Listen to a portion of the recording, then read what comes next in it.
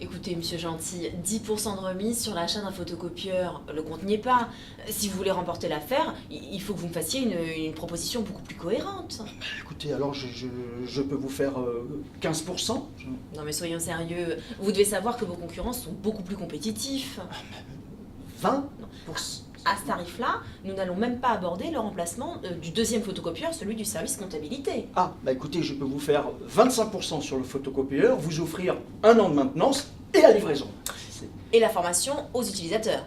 Ah, bah écoutez, oui, d'accord. Bon. Oui, Et je veux les mêmes conditions pour le photocopieur du service compta. Ah. D'accord. pour le photocopieur, écoutez, oui, d'accord. Bah alors, dans ce cas-là, est-ce que vous pourriez peut-être éventuellement, raccourcir les délais de paiement et si vous voulez bien vous engager à vous servir chez nous en consommable, si possible, bien sûr. Oui, non, ça c'est pas possible.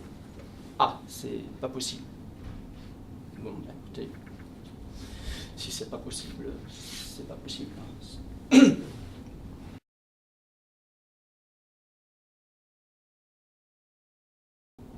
Si c'est toujours vous qui faites des efforts, vous risquez d'avoir des accords déséquilibrés. C'est pour ça qu'il est essentiel de demander des contreparties. Nous allons voir qu'il existe des techniques et des méthodes pour y arriver. La première chose à faire quand on vous demande de faire un effort, c'est de questionner. 2 informations sont essentielles. La première, c'est combien. Effectivement, vous remarquez d'ailleurs dans le film qu'on ne sait jamais combien le client souhaite, c'est toujours le commercial qui s'expose. La deuxième chose, c'est pourquoi. Pour quelles raisons il négocie. Effectivement, on ne sait pas s'il négocie parce qu'il a une offre concurrente, de la part de qui, est-ce que ces offres sont comparables. Alors, parfois on ne peut pas tout de suite obtenir ces informations dès le début de l'entretien, il faut savoir un peu retarder ces questions, attendre que la relation soit établie. Parfois ça ne marche pas du premier coup, il faut s'y reprendre à plusieurs occasions.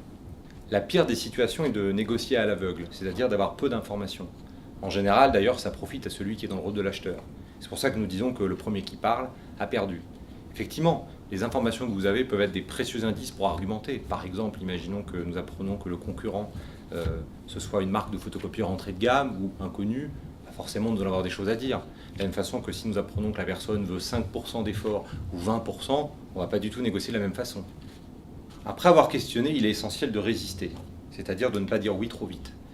D'abord parce qu'il est logique qu'un client nous demande de faire des efforts, il a toujours l'impression de payer trop cher, c'est normal. Alors, du coup, par nos arguments, nous allons pouvoir le rassurer, pouvoir le stopper dans cette démarche.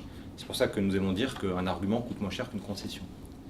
Ensuite, ce qui est important, c'est que si vous cédez trop vite, il faut bien comprendre que votre client va avoir l'impression que votre concession n'a aucune valeur. C'est un peu comme quand on va, vous savez, chez les vendeurs de meubles et de cuisine et qu'ils vous font moins 30% dans les premières secondes, on n'y croit pas. Par contre, ça génère 2 réactions. La première, c'est qu'on se dit, finalement, j'aurais dû demander beaucoup plus.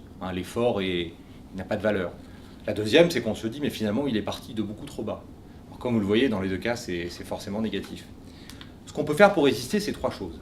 La première, c'est de se servir de ses points forts. Effectivement, si j'ai des valeurs ajoutées par rapport à mon concurrent, c'est le moment de s'en servir. La deuxième chose, c'est d'expliquer sa position. C'est-à-dire, par exemple, dans le cas présent, c'est comment nous avons établi le prix. J'ai pris le tarif que j'avais établi de la dernière proposition. Mais on peut aussi reformuler les efforts que nous avons déjà faits au fur et à mesure de la négociation. Ça permet de temporiser et ça permet de souligner tous les efforts que nous avons déjà faits.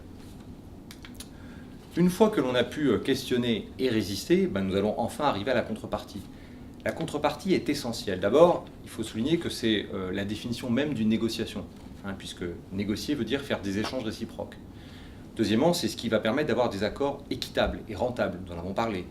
Ensuite, ça va stopper la personne dans sa démarche. Chaque fois qu'elle vous demande un effort, si vous lui en demandez un en échange, c'est sûr que ça va ne pas l'inciter à continuer. Alors, ce qui est important, c'est de pouvoir préparer une liste de tous les efforts que vous allez peut-être faire. D'ailleurs, dans le cas du sketch, je crois que la personne n'a pas vraiment préparé sa négociation, puisque finalement, quand on regarde, il n'y a que elle qui fait des efforts. Ça a été d'abord plusieurs paliers de 5%.